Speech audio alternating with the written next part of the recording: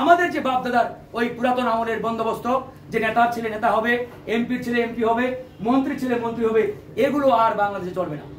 এই জন্য তারা এটা মেনে নিতে পারছে না। এই জন্য তারা পদে পদে ষড়যন্ত্র অব্যাহত রেখেছে। পদে পদে তারা এই তারুণ্যের শক্তিগুলোকে বিভক্ত করার জন্য, সেগ্রিগেটেড করার জন্য, বিচ্ছিন্ন করার জন্য নানামুখী নীল নকশার জাল তারা হেঁটেছে। তো আমরা তাদের এই ষড়যন্ত্র বিষয়ে অবগত এবং আমরা জানি। এজন্যই আমরা বলেছি আমরা ওই পুরাতন বন্দোবস্তের দিকে আর যেতে চাই না, আমরা নতুনত্বের দিকে যেতে চাই। আমরা এই বাংলাদেশকে তারুণ্যের সম্মিলিত শক্তিগুলোকে ঐক্যবদ্ধ করে আমরা একটি নতুন বাংলাদেশ বিনির্মাণ করব। একই সাথে আমি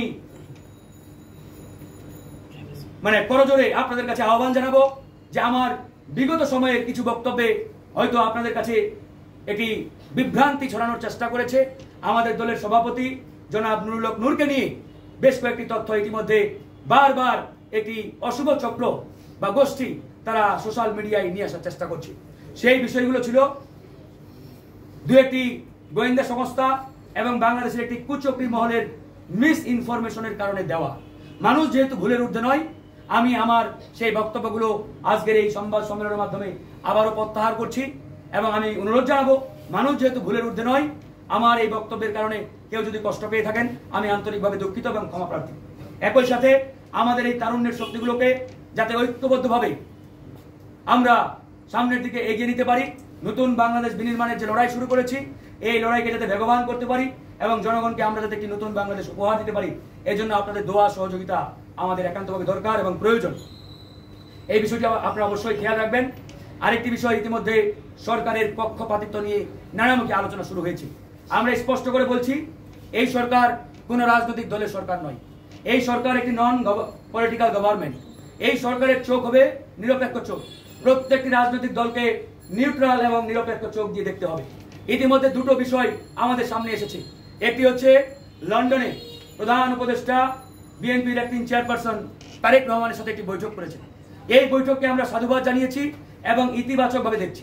বৈঠক যে কোনো পলিটিক্যাল পার্টির সাথে হতে পারে, নেতাদের সাথে হতে পারে, এটা নিয়ে কোনো আপত্তি নেই। বৈঠকটাকে আরো আমি মনে করি বাংলাদেশের জন্য একটা ইতিবাচক পরিবেশ তৈরি করেছি। কিন্তু যে বিষয়টি ইতিমধ্যে আপনারা অনেকে হয়তো অ্যাড্রেস করছেন না বা সামনে আনছেন না, বা যেটি নিয়ে ইতিমধ্যে সমালোচনা বা আলোচনার জন্ম দিয়েছে, সেটি হচ্ছে একটা জয়েন্ট প্রেস স্টেটমেন্ট যেটি মিডিয়াতে সামনে আনা হয়েছে।